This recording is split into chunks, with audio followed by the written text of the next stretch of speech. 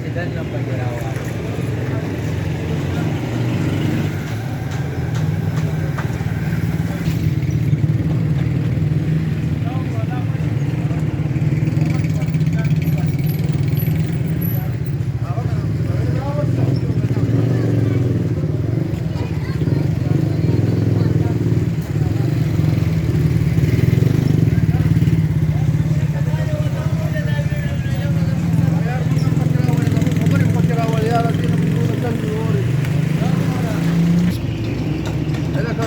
دا زموږ تقریبا لکه یو میاشت یوه نیمه میاشت وشوه.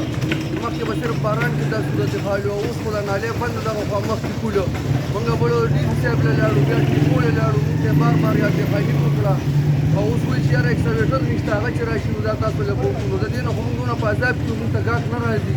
غټه مسله ده وروره، موږ لاس په خپه ناست یو، زموږ د کور چولې بند دي او یا به رحم وکړې دا مسله راته حل کړي. یا به چې اوس یا به دې چې دا نالۍ راډکې دا غریبانان چې کوم دی پر دوکانونو کې ناست دي او لاندې چې کوم دی څه غږ نشته دي د سرکار د باندې دا کپړې ګنده کېږي. موږ یې سي ډي صاحب ته څو ځله لاړو رالو برای مې دوکان ته دا ځای کولو کې انتهایي تکلیف دی خلکو ته جي. کپړې پرې ماته کېږي، ګاډي پرې نشي تللی راتلی، کورونو ته خېږي، کانونو ته خېږي. لالا دلته مین مسله د جومات دلته منځله 15 وخته خلک راځي. د دې ځای څخه منځله چې څوک راځي کپړې خراب کړي هغه مونږ